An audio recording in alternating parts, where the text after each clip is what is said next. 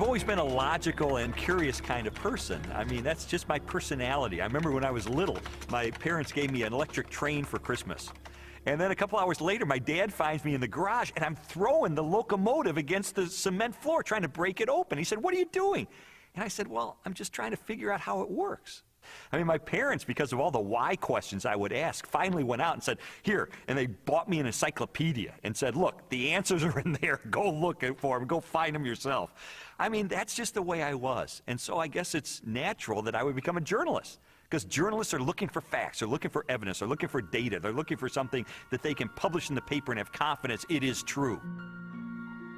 Lee Strobel earned a Master of Studies in Law degree from Yale Law School and is the former legal editor of the Chicago Tribune. He is the best-selling author of several books that explore the evidence for the Christian faith. I guess given my curiosity, it's not surprising that when I was in high school, science was my favorite topic, because there the teachers actually encouraged me to like cut open frogs and find out how things work, which I thought was great. When I was a teenager, I had this deep trust in science, and I think part of it was prompted by the fact that I grew up in post-Sputnik America, where Eisenhower encouraged all young people to delve into science so we could catch up with the Russians. So to me, science sort of represented the empirical, the hard facts, the things that could be proven experimentally, and that was sort of the way in which I looked at life. I thought people who had faith, people who believed in supernatural things like God, I saw that as a sign of weakness, because, you know, do you have any data to back that up? In the autumn of 1966, Strobel's interest in science led to a life-changing decision. I can take you back to the exact spot where I was sitting. It was in the third floor, overlooking the asphalt parking lot. I was in the second row, the third chair from the front, when my biology teacher recounted in great detail this experiment that had been conducted in the early 1950s at the University of Chicago. This experiment that impressed Strobel so deeply was one of the most famous in the history of science. In 1953, Stanley Miller, a graduate chemistry student, tried to demonstrate how life first emerged on Earth. Miller attempted to reproduce the Earth's early atmosphere. He pumped hydrogen, methane, ammonia, and a small amount of water vapor into a maze of glassware. Then sparked the gases with electrical discharges to simulate lightning. After 5 days, he discovered what he had hoped for: a few simple amino acids, the basic building blocks of living organisms, had collected in the dark residue at the bottom of the glass. Many hailed Miller's experiment as proof that essential components of life could have formed in the oceans of the Earth billions of years ago. The philosophical implications of Miller's experiment were instantly obvious to me. And for me, it was a eureka moment, because I heard this and I thought, wait a minute. If you can show scientifically that life can emerge without any outside assistance, if life can emerge just from naturalistic circumstances, then God was out of a job. From there, the acceptance of Darwinian evolution, and full-blown atheism for that matter, was pretty easy. Because if living organisms could emerge by themselves out of this primordial soup without the assistance of any kind of a god or supernatural intervention, then they certainly could develop naturally over the eons into more and more complex creatures, just as Charles Darwin theorized in his book On the Origin of Species. As Strobel embraced Darwinism and its atheistic implications, he was surprised to discover that many Christians believed their faith was compatible with Darwinian evolution. There's no way you can harmonize neo-Darwinism with Christianity. I could never understand Christians who would say, well, you know, I believe in God, and yet I believe in evolution as well. You see, Darwin's ideas about the development of life led to his theory that modern science now generally defines as an undirected process, completely devoid of any purpose or plan. Now, how could God direct an undirected process? How could God have purpose and a plan behind a system that has no plan and no purpose. It just does not make sense. Didn't make sense to me in 1966, and it doesn't make sense to me now. In 1972, Lee Strobel married Leslie Herdler. 5 years later, Leslie, an agnostic, became a Christian. And I thought, this is divorce. This is going to be the end of our marriage. But all the negative things I expected to happen in her as a result of her newfound faith, they didn't happen. And instead, I saw positive changes in her values and her character and the way she related to me and the children. And I thought, wait a minute, she is attributing this to God. And I don't believe God exists. And so that was the main thing that prompted me to say, maybe I need to really investigate this and get to the bottom of this and determine, is there really any rational way I could ever believe that this kind of a God really exists and really causes this kind of transformation in a human being? And so I decided to use my legal training and journalism training, my scientific curiosity, to systematically investigate, is there any credibility to the Christian faith? Because science had played such an instrumental role in his turn to atheism, Strobel embarked on an investigation of major discoveries in biology, chemistry, cosmology, and physics. His studies spanned more than 20 years and included interviews with scientists and scholars as he sought to determine for himself what these discoveries implied about the reality of a creator. Throughout his inquiry, one question remained constant. Does the evidence uncovered by contemporary science point us toward or away from the existence of God? Two-time Nobel Prize winner Linus Pauling once said that science should be the search for truth. And that's what I wanted to do. I didn't know where the evidence was ultimately going to take me, but I really did want to know the truth about God. And what I found shocked me, and it stunned me.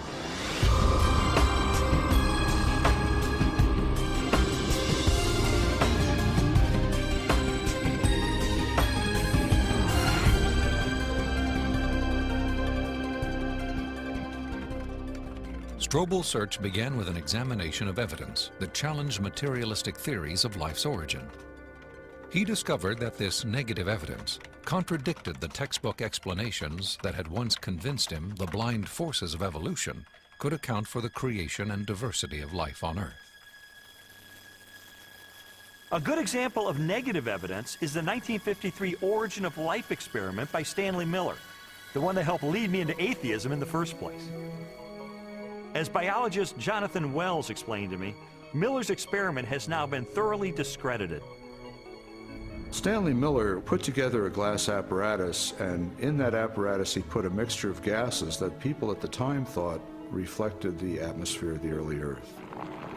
And those gases were methane, ammonia, hydrogen, and water vapor. But then the professional opinion of what was there on the early Earth changed. In the 60s, geochemists revised their hypothesis and decided that the hydrogen, being very light, would have escaped into outer space. The Earth's gravity isn't strong enough to hold it. And probably the early Earth's atmosphere then consisted of what we now see coming out of volcanoes today, namely carbon dioxide, nitrogen, and water vapor. Well, if the early Earth's atmosphere consisted of those gases, then Stanley Miller's experiment would not work. In fact, he himself tried it with those gases, and he found that he couldn't produce any amino acids at all. So the experiment falls apart once you use a more realistic mixture of gases in the apparatus. Miller's test has been repeated many times using the correct atmospheric components. The results are always the same. The amino acids that generated so much enthusiasm in 1953 do not appear. Even if Miller's experiment were valid, you're still light years away from making life. It comes down to this. No matter how many molecules you can produce with early Earth conditions, plausible conditions, you're still nowhere near producing a living cell. And here's how I know. If I take a sterile test tube and I put in a little bit of fluid with just the right salts, just the right balance of acidity and alkalinity, just the right temperature, the perfect solution for a living cell. And I put in it one living cell. This cell is alive. It has everything it needs for life. Now I take a sterile needle and I poke that cell, and all its stuff leaks out into this test tube. You have in this nice little test tube all the molecules you need for a living cell. Not just the pieces of the molecules, but the molecules themselves. And you cannot make a living cell out of them. You can't put Humpty Dumpty back together again. So what makes you think that a few amino acids dissolved in the ocean are going to give you a living cell? It's totally unrealistic. Stanley Miller's experiment was not the only unsuccessful attempt to explain how life originated. Beginning with Russian chemist Alexander Oparin's work in the 1920s, theorists have also proposed chance, chemical attraction, and biological seeding from outer space as possible answers. Each has failed to account for how non-living chemicals could have arranged themselves into the most basic components of the first living cell. Strobel's research ultimately led him to conclude that materialistic explanations for the origin of life were deeply flawed.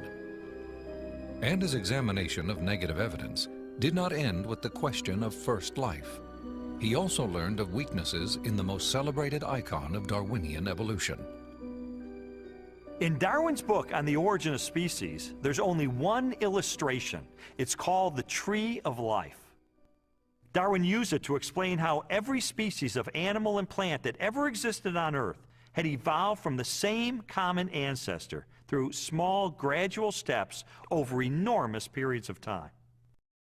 Even though Darwin's Tree of Life is included in virtually every biology textbook published over the last half-century, contrary to what we've been told, there is no conclusive evidence of the common origin of all life.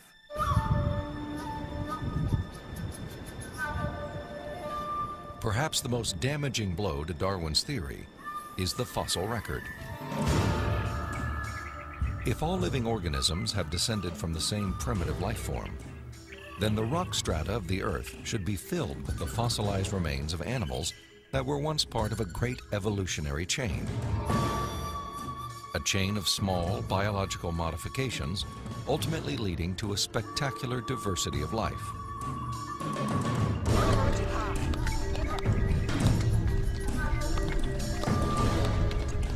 Yet, after 2 centuries of research, highlighted by excavations in southern China, the multitude of transitional experiments, or missing links, that should exist are conspicuous only by their absence. The most graphic example of this void in the fossil record is a geological era known as the Cambrian explosion. The branching tree pattern of Darwin's theory is actually not seen anywhere in the fossil record unless we impose it with our own minds. So the Cambrian explosion is the most dramatic refutation of the Tree of Life. The Cambrian explosion of life was a dramatic episode in geological history. Usually dated at about 530 million years ago, the exquisitely preserved Cambrian fossils reveal that the body plans for virtually every major animal phyla appeared, not gradually and slowly as Darwin had speculated, but instead with astonishing suddenness. If we imagine the whole history of life on Earth taking place in one 24-hour period, the current standard estimates for the origin of life put it at about 3.8 billion years ago, let's say 4 billion. So if we start the clock then, our 24-hour clock, 6 hours, nothing but these simple single-celled organisms appear, the same sort that we saw in the beginning. 12 hours, same thing. 18 hours, same thing. 3/4 of the day has passed, and all we have are these simple single-celled organisms. Then at about the 21st hour, in the space of about 2 minutes, boom, most of the major animal forms appear in the form that they currently have in the present. And many of them persist to the present, and we have them with us today. Less than 2 minutes out of a 24-hour period. That's how sudden the Cambrian explosion was. In a geological instant, the animal kingdom leaped from small, relatively simple organisms to extraordinary creatures with spinal cords, compound eyes, and articulated limbs. The record of this explosion of life looks nothing like Darwin's slowly branching tree. Darwin's theory is that there's a tree of life, where you have one organism diverging into many other organisms and big differences appearing at the top. What we really see is from here up. This does not exist in the fossil record. If I were using a botanical illustration, it would be a lawn with separate blades of grass sprouting independently of each other. And those would be the phyla. Now, within each phylum, there is subsequent diversification. But even there, I don't see the branches connecting that would make them a tree of life. As scientists, it's not our job to force the evidence into a theory that just doesn't fit it. And so I have absolutely no desire or reason to uphold Darwin's theory at this point. I think what we're seeing today is a series of scientific discoveries that are opening the eyes of more and more scientists to say, wait a minute, I can no longer believe that pure naturalistic processes can account for the origin and diversity of life. There must be something else here. The challenges to Darwinian theory have led more than 600 scientists with PhDs from major universities throughout the world to sign a document titled A Scientific Dissent from Darwinism. It reads in part, "We are skeptical of the claims for the ability of random mutation and natural selection to account for the complexity of life." These are scientists with PhDs from Stanford and Berkeley and University of Chicago and Cambridge, major universities, who've looked hard and fast at the evidence and have walked away saying, I am not convinced. Maybe there's another explanation.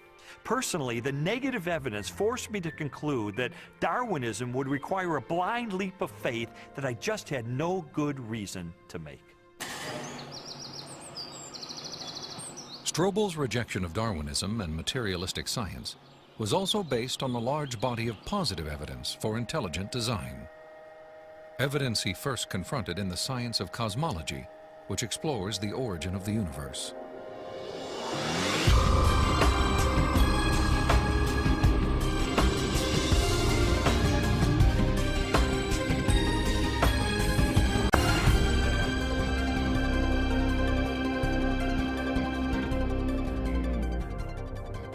How did the universe begin?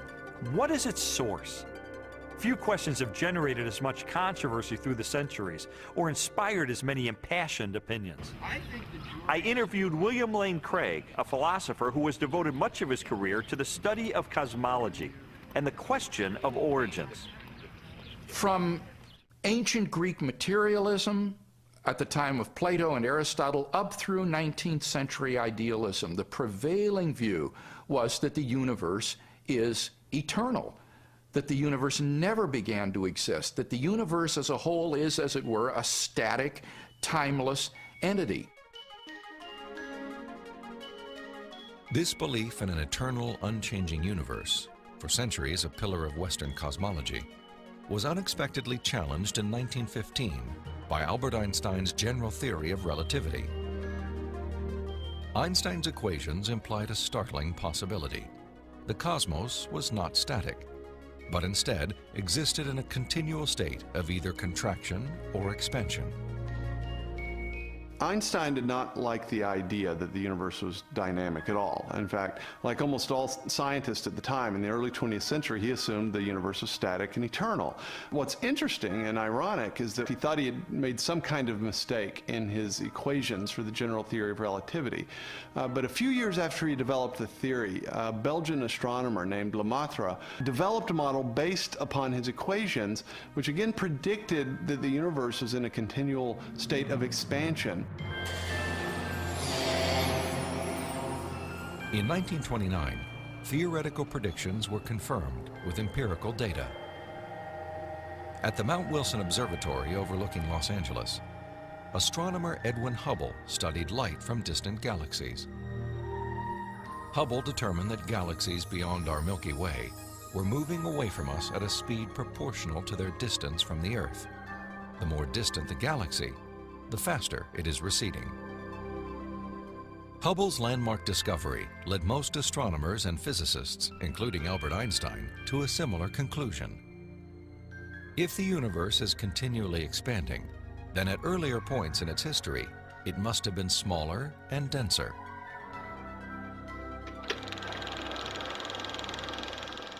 I think a good way to visualize this is to imagine that the history of the universe has somehow been photographed and made into a movie that we could play on a projector. As the projector runs forward, we watch the universe as it continually expands. But if the projector were to be stopped and were switched into reverse to make the movie run backward, then instead of watching the galaxies move farther and farther apart from each other, we'd see them draw closer and closer together. As you trace this expansion back in time, the universe grows denser and denser and denser until finally the entire known universe is contracted down to a state of infinite density, which marked the beginning of the universe. At this point, which cosmologists call the singularity, all matter and energy, physical space and time themselves came into being. This literally represents the origin of the universe from nothing. So the startling implication of Hubble's discovery was the temporal finitude of the universe, that the universe had an absolute beginning at some point in the finite past. During the second half of the 20th century, other discoveries also pointed to a universe with a beginning. These images of the cosmic microwave background radiation document what most scientists now believe is the remnant heat generated during the universe's early history. Background radiation is found throughout the cosmos and indicates its expansion from a sudden, perhaps violent moment in time. This evidence for a finite universe has reaffirmed the conclusion of an ancient philosophical deduction. It is called the Kalam cosmological argument. The Kalam argument is deceptively simple in its formulation. It consists of basically 3 steps. Premise 1 is that whatever begins to exist has a cause. Something cannot come into being uncaused out of absolutely nothing. Premise 2 is that the universe began to exist. And the remarkable development that has occurred is that for the first time, we now have solid scientific evidence for the truth of that second premise, that the universe began to exist. And from those 2 premises, it follows logically, therefore, the universe has a cause of its existence. Whatever begins to exist has a cause. The universe began to exist, therefore the universe has a cause of its existence. And that points to a reality beyond the universe, a transcendent reality beyond space and time, and therefore non-physical and immaterial, which created the universe out of nothing and brought it into being. The implications of a finite universe, coupled with other discoveries of modern cosmology, have led many scientists to unmistakably theological conclusions. There is no ground for supposing that matter and energy existed before and were suddenly galvanized into action.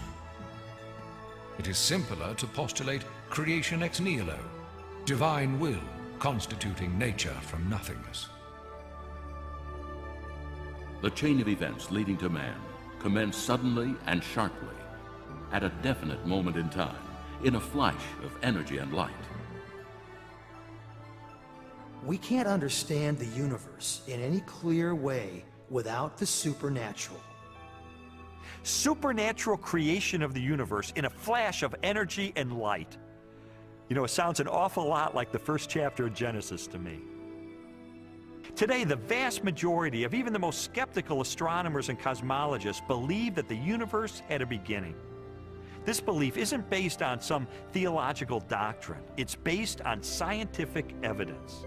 And I think if we follow the evidence wherever it points, It points clearly and powerfully and persuasively in the direction of a creator.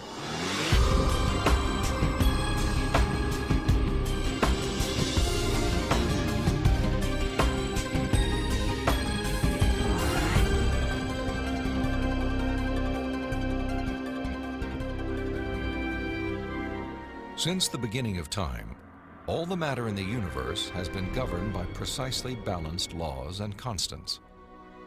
During an interview with Robin Collins, a philosopher with degrees in mathematics and physics, Strobel learned how these laws offer compelling evidence for a creator and conspire to make the universe habitable for life. The laws of physics are balanced on a razor's edge for life to occur. For example, if you didn't have something like gravity that pulled matter together, you would never get planets, you wouldn't get stars, you wouldn't get any complex organisms. If you didn't have the strong nuclear force, there would be nothing to hold protons and neutrons together in the nucleus. And so you wouldn't have any atoms, so no chemistry. If you didn't have the electromagnetic force, you would have no bonding between chemicals. You'd have no light, and the list goes on. So you need all these sorts of fundamental principles have to be in place in order for life to occur. Wipe out one of those principles, wipe out one of those laws, no life. Strobel learned that life also hinges on the precise strengths and relative values of many different physical constants. One example of this fine-tuning is the force of gravity. Imagine a ruler divided up into 1-inch increments and then stretched across the entire universe, a distance of some 14 billion light years. For the purposes of illustration, the ruler represents the possible range for gravity. In other words, the setting for the strength of gravity could have been anywhere along the ruler, but it just happens to be situated in exactly the right place so that life is possible. Now, if you were to change the force of gravity by moving the setting just 1 inch compared to the entire width of the universe, the effect on life would be catastrophic. No large-scale life forms could exist. Anything that was more than the size of a pea would be completely crushed. So you might be able to get life of a very, very primitive sort, such as bacteria, but you could never get conscious observers. The strength of gravity is just one of at least 30 separate parameters that must be finely tuned to produce a life-sustaining universe. Another example is the cosmological constant. The cosmological constant describes the expansion speed of space in the universe. If space expands too quickly, then the universe will spread out so quickly that material objects can't form. So you can't get stars and galaxies and planets and the types of things that we, of course, take for granted in our universe. Physicists have determined that the cosmological constant is fine-tuned to 1 part in 100 million billion billion billion billion billion. Such precision has been compared to traveling hundreds of miles into space, then throwing a dart at the Earth and hitting a bullseye measuring 1/trillionth of an inch in diameter, an area less than the width of a single atom. Just consider those two parameters, gravity and the cosmological constant. Their level of fine-tuning is to a precision of 1 part in 100 million trillion, trillion, trillion, trillion, trillion, trillion. I mean, that's like 1 atom in the entire known universe. This fine-tuning is also evident at the atomic level. The strong nuclear force binds atoms together. If the strength of this force were to decrease by 1 part in 10,000 billion billion billion billion, the only element left in the universe would be hydrogen. Again, chemical life would not be possible. The fine-tuning of the laws and forces of physics is so precise that few theorists are comfortable invoking mere chance as an explanation, unless our universe is not the only roll of the dice.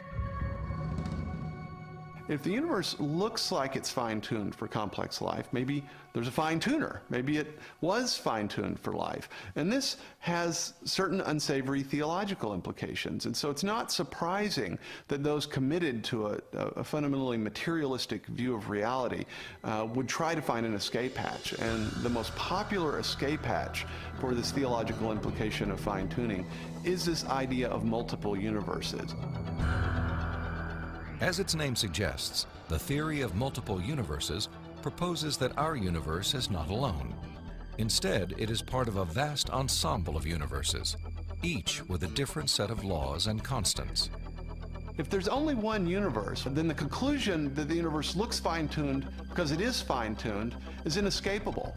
But if our universe is just one of a vast set, then you seem to have more resources to play with. Chance gets a new lease on life. I sometimes try to imagine what physicists have in mind that postulate this idea of multiple universes. I mean, what would the generator look like that creates them? Maybe it's like a giant monolith that has dozens of different dials, each of which has to be set to the right physical constant. If we think of these parameters as dials, each of the dials is different. So if you produce enough universes with enough different dial settings, eventually, just by chance, you get one just right.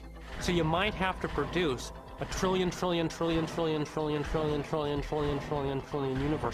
But eventually, if you have a generator that's just spitting out just an enormous number of them, then it gets the right dial setting. And then by just chance, you get conditions right for life. So it's a huge cosmic lottery. That's the idea.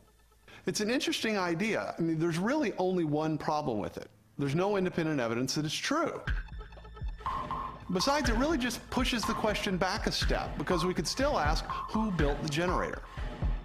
The suggestion of multiple universes strikes me as a desperate attempt to explain away the obvious, which is that the universe is finely tuned by an intelligence to sustain complex life. An intelligence that must be beyond the constraints of time and space.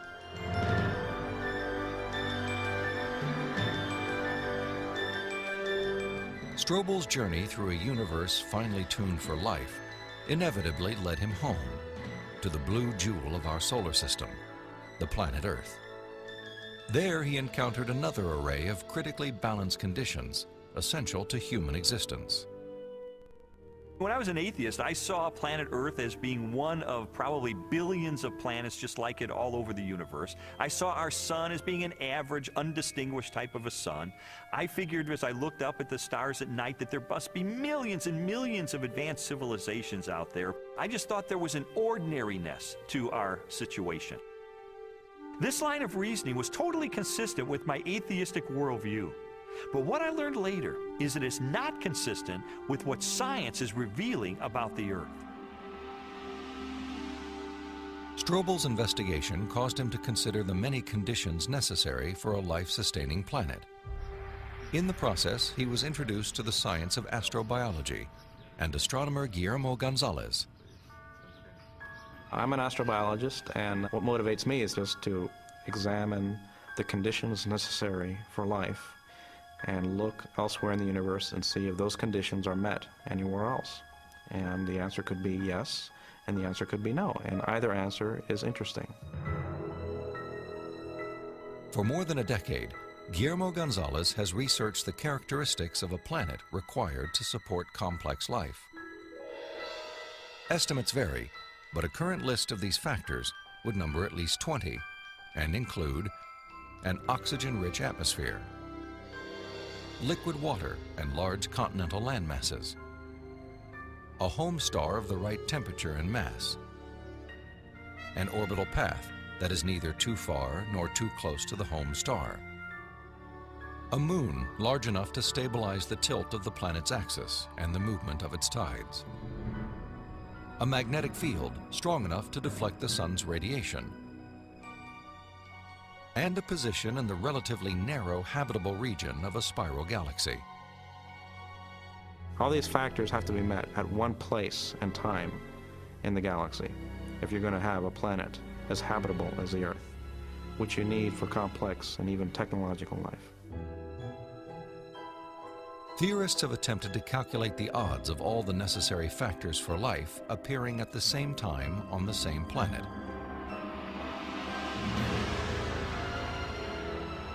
A conservative estimate is 1 chance in 10 to the negative 15th, or 1/1000th of 1/1 trillionth. On those terms, even when compared to the billions of suns and possible planets in our Milky Way galaxy, the probability of even a single habitable world appears unlikely. There are many probabilistic resources in the galaxy, but on the other side of the coin are all these factors that you need. You have to get just right in order to have just one habitable planet like the Earth. And that leads me to conclude that yes, we're rare in the galaxy. Gonzalez's study of the Earth's habitability led him and colleague Jay Richards to expand the scope of their research. They began to examine how a life-sustaining planet like Earth may also give its human inhabitants access to the mysteries of the universe. I don't think there has ever been a time in the history of the human race in which at least some people haven't contemplated these questions. We ask, why can we see distant galaxies, millions of light years away in the universe? Why can we postulate what's going on inside atoms or inside black holes? Why are we able to discover things about the universe, to answer questions about its age? For most scientific discoveries that we're able to make, these sorts of things can't be explained in terms of the survival of the fittest of our distant ancestors. Not only our ability to do science, but the openness of the natural world to science just completely outstrips the sort of reductionist and Darwinian explanations that we're used to. In response to this evidence, Richards and Gonzalez have argued that our ability to make scientific discoveries is no fluke or accident.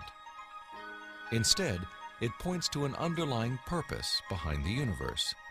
It is actually designed for discovery. Guillermo Gonzalez and I spent several years pursuing a hypothesis that those rare things that life needs in a planetary environment, those things that make a planet habitable, also set up the best set of conditions overall for scientific discovery. There are many examples of this correlation, including our planet's oxygen-rich atmosphere, both a critical requirement for our survival and a transparent window that allows us to explore the distant universe.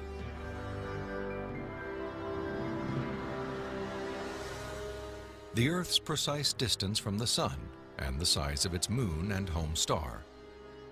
These factors not only control our planet's temperature, axial tilt, and the movement of its tides, they also ensure perfect solar eclipses, phenomena that have provided scientists with invaluable data about the composition of stars and the properties of light.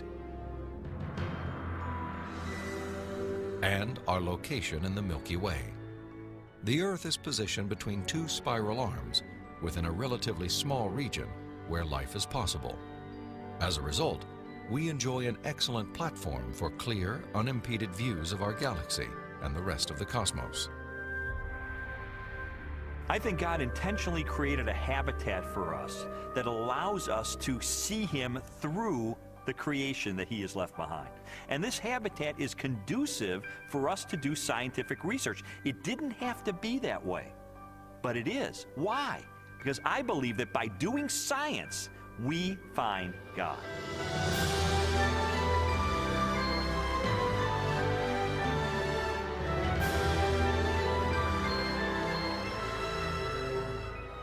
The final leg of Strobel's investigation transported him from the deepest reaches of the cosmos to the microscopic universe of the living cell and the science of biochemistry. There he encountered more challenges to Darwinian evolution and new evidence of design.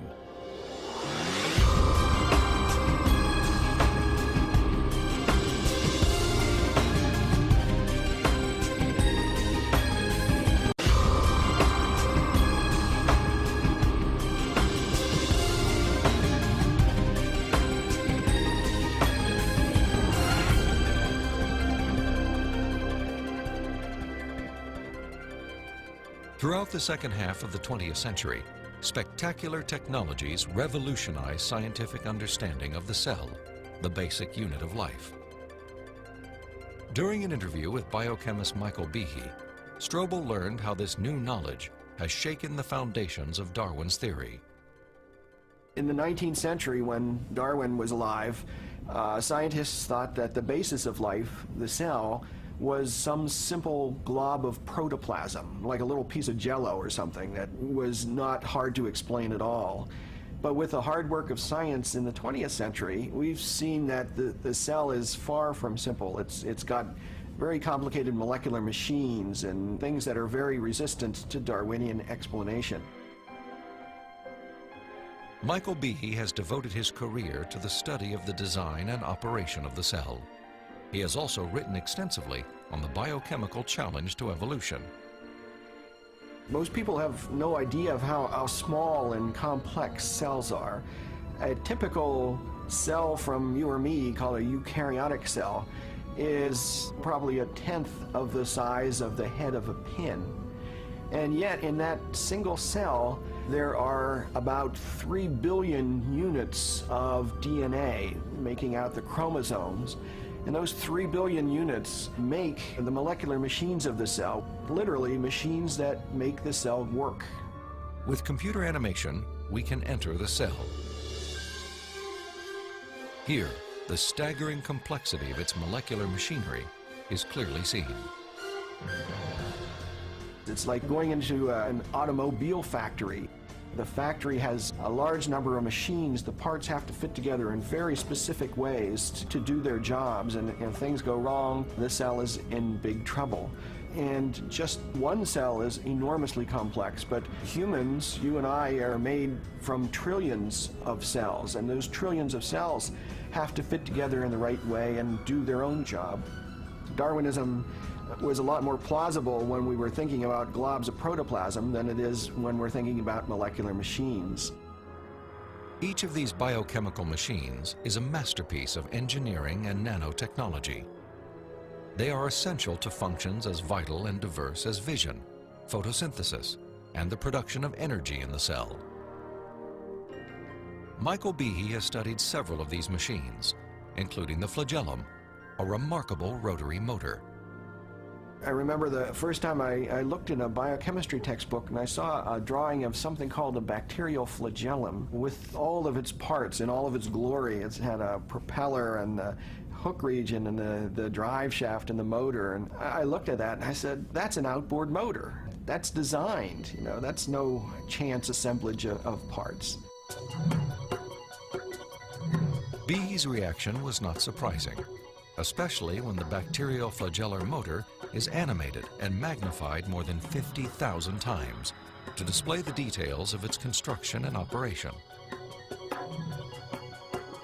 Howard Berg at Harvard has labeled it the most efficient machine in the universe. These machines, some of them are running at 100,000 RPMs and are hardwired into a signal transduction or sensory mechanism so that it's getting feedback from the environment. It's got some tail proteins which act as the propeller. When the flagellum rotates, these push against the water and therefore push the bacterium forward. And the motor uses a flow of acid from outside of the cell to the inside of the cell to power the turning. The bacterial flagellum has 2 gears, forward and reverse, water-cooled, proton motive force. It has a stator, it has a rotor, it has a U-joint, it has a drive shaft, it has a propeller. It's not convenient that we give them these names. That's truly their function. In all, about 40 different protein parts are required to build a flagellar motor. Half of them are constructor proteins, specialized mechanisms that assemble the flagellum's individual components. Since its discovery, biologists have tried to understand how a machine of such superb design could have arisen gradually, without foresight or plan, through the biological pathway Darwin envisioned. I think what Darwin was trying to show was that things that look designed aren't really designed, but that we can find naturalistic processes to account for the complexity of life. Darwin theorized that every part of every living organism evolved through natural selection, a blind process that acts upon random changes in the cell. Darwin believed that given enough time, these random variations would transform the simplest cells into the great diversity of life that inhabits our planet. In his study of evolution and molecular machines, Michael Behe has raised a significant challenge to the creative power of Darwin's mechanism of natural selection. It is called irreducible complexity. Irreducible complexity was coined by Mike Behe in describing these molecular machines. Basically what it says is that you have multi-component parts to any given organelle or system in a cell, all of which are necessary for function. That is, if you remove one part, you lose function of that system. Irreducible complexity can be illustrated by a familiar, non-biological machine, a mousetrap. The trap is composed of 5 basic pieces: a catch to hold the bait, a strong spring, a thin bent rod called the hammer, a holding bar to secure the hammer in place, and a platform upon which the entire system is mounted. If any one of these parts is missing or defective, the mechanism will not work. All components of this irreducibly complex system must be present simultaneously for the machine to perform its function. Catching mice.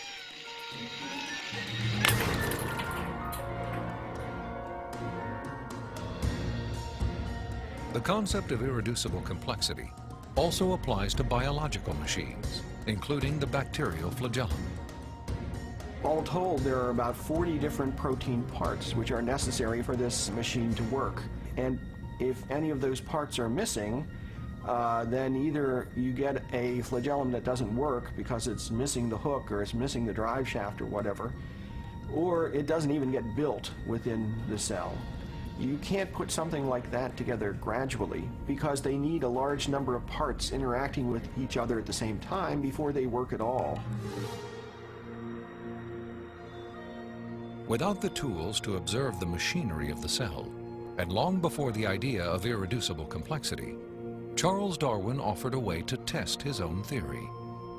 In Origin of Species, he wrote, "If it could be demonstrated that any complex organ existed, which could not possibly have been formed by numerous, successive, slight modifications, my theory would absolutely break down."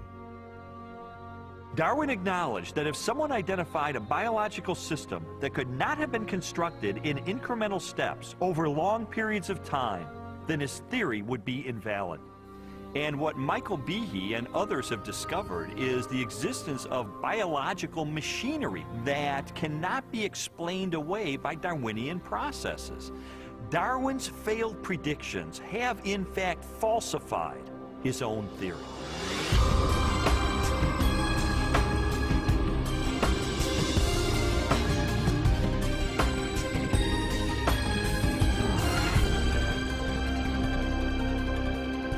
The existence of complex biological machines raises an obvious question. If natural selection wasn't the agent of their construction, then what was? The centerpiece of my investigation was an interview with philosopher of science, Dr. Stephen Meyer. Meyer, who holds a PhD from Cambridge University, brought me face to face with the most efficient information processing system in the universe. The DNA molecule and its language of life. The discovery of the information-bearing properties of DNA and RNA is a fundamental challenge to all materialistic theories of the origin of life. Neo-Darwinism and its associated theories of chemical evolution and the like will not be able to survive the biology of the information age, the biology of the 21st century. Meyer's conclusions are based upon his understanding of the DNA molecule and the genetic instructions that are locked within the nucleus of living cells. In 1953, when Watson and Crick elucidated the structure of the DNA molecule, they discovered that DNA was a carrier of genetic information in the form of a 4-character digital code. That is to say that DNA functions like a software program, only more complex than anyone has ever created or devised. For a biological system to run and operate, it needs genetic information to build the proteins and protein machines that cause the cells to maintain their function. This information is stored in a precise arrangement of 4 chemicals that scientists represent with the letters A, C, T, and G. Sequences of these chemicals provide the instructions necessary to assemble complex protein molecules that in turn help form structures as diverse as eyes, legs, wings, and hearts. This code has been called the language of life, and it is the most densely packed and elaborately detailed assembly of information in the known universe.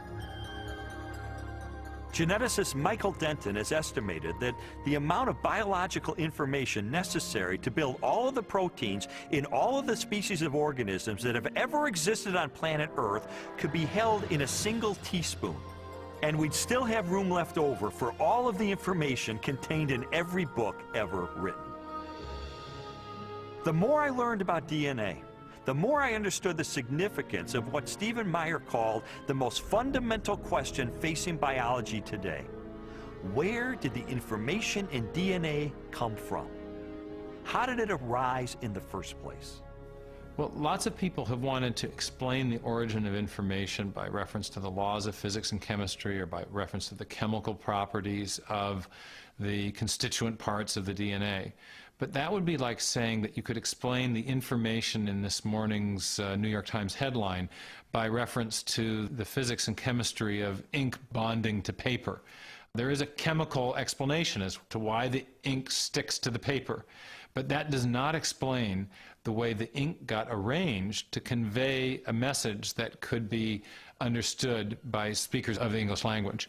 Information requires a material medium, but it transcends the material medium. An explanation for the origin of the genetic instructions needed to build the first life is the holy grail of 21st century biology. Theories proposing that this information arose through natural selection acting upon non-living molecules, or the self-organizing power of chemicals in a primordial soup, have repeatedly failed. Even time and blind chance, the oft-invoked saviors of implausible biological scenarios, have fallen far short as accounts for the source of the instructions in DNA. Mathematicians, for example, have calculated that a universe filled with monkeys, typing relentlessly throughout the oldest estimated age of the cosmos, would have no realistic chance of producing Shakespeare's play Hamlet, let alone a transcript of the genetic information required to build even the simplest living cell. Based on our uniform and repeated experience, which is the basis of all scientific reasoning about the past, there is only one known cause for the origin of information, and that cause is intelligence. Whether we're looking at a hieroglyphic inscription, a section of text in a book, or a computer software, if you have information and you trace it back to its source, invariably you come to an intelligence. Therefore, when you find information inscribed along the backbone of the DNA molecule in the cell, the most rational inference, based on our repeated experience, is that an intelligence of some kind played a role in the origin of that information. The implications of the scientific evidence, coupled with Meyer's logic, are profound. If we are finding information inside every cell and every living creature, could that not be, in a sense, the signature of a creator?